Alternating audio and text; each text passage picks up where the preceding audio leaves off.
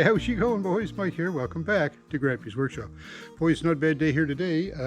Kind of wet and rainy last night and this morning, but kind of cleared up. It's almost starting to get cloudy. Enough flew up there and make a pair of jeans.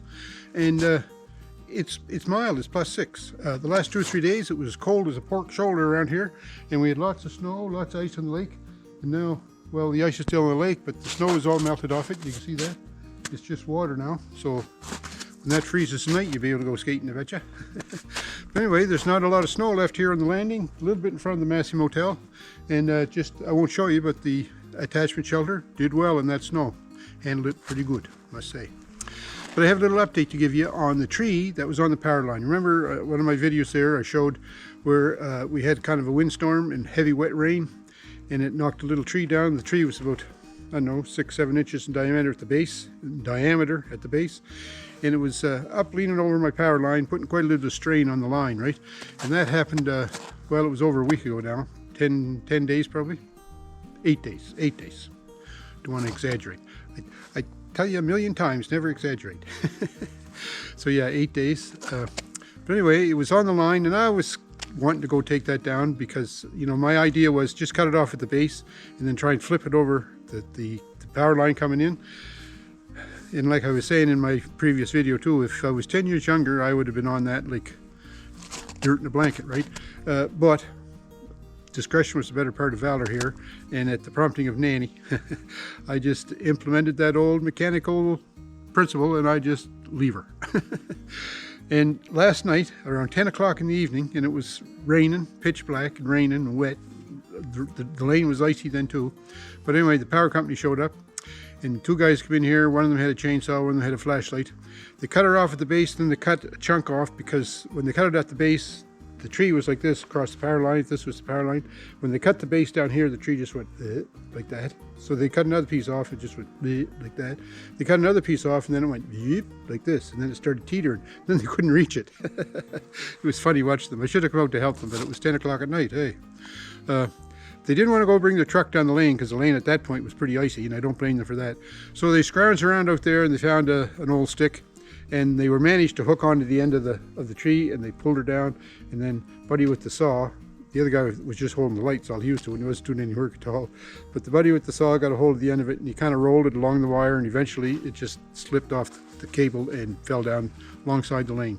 So that was the idea I had too, just cut it like that and get it off the wire. But my fear was, if I started to do that, and I think it was safe enough, like no chance of electrocution, because this is triplex wire with good insulation on it. So, you know, there's no bare wires, but there's always that danger, eh? There could be, the tree could have scuffed along the cable and, you know, peeled the insulation back, and the tree was wet, zip, right down and just looking for something to fry.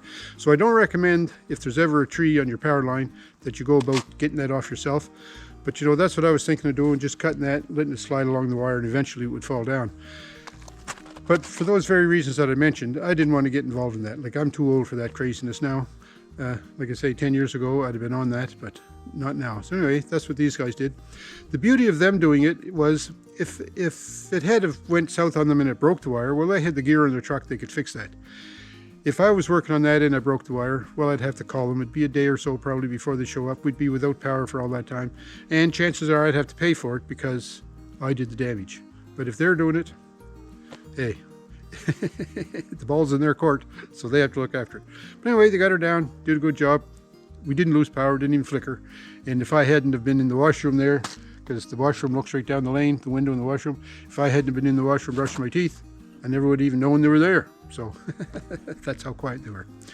But anyways, the reason for the story was I wanted to give you that update. But today, when they got that tree off the line, they just left it beside the lane. So it's not in the lane, but it's beside the lane. It's going to cause me grief when I plow. So we're going to go down today and going to block that up and just chuck it down over the side of the lane, make sure it's well out of the way.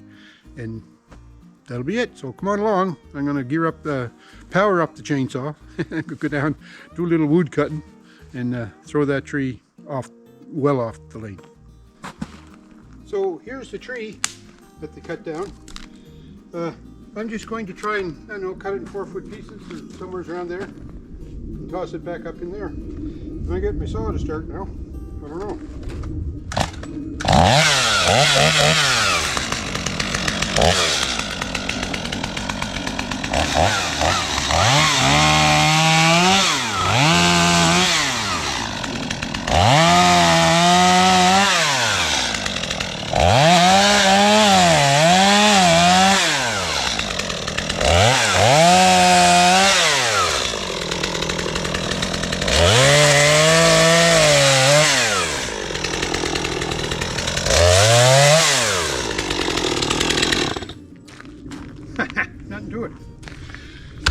that saw started really good. I thought I was going to fight with that all afternoon, but there I go thinking again. So now we're just going to toss this off to the side. Let the rabbits play in it all winter.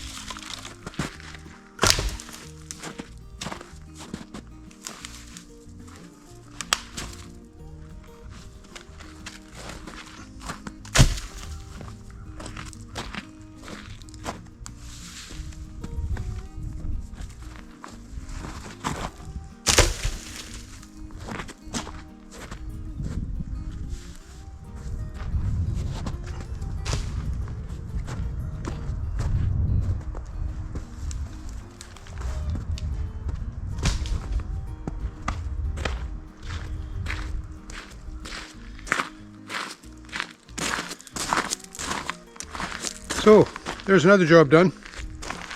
I am really surprised at how quick that saw started. But anyways, there you go. Thanks for watching. Glad I got that tree off the power line. I can kind of relax now. And I'm glad to see that the way the power company took it down was the way I was going to do it. But I'm also glad I left it to them. So listen folks, if you ever have trees against your power lines, no matter how young you are, I would leave it to the power company. I think it just makes sense that way, because you never know what kind of problems you're going to get into, and you know, getting electrocuted is no fun. So thanks for watching. Don't forget to thumbs up me. Have a great week too, wherever you are, and we'll talk to you.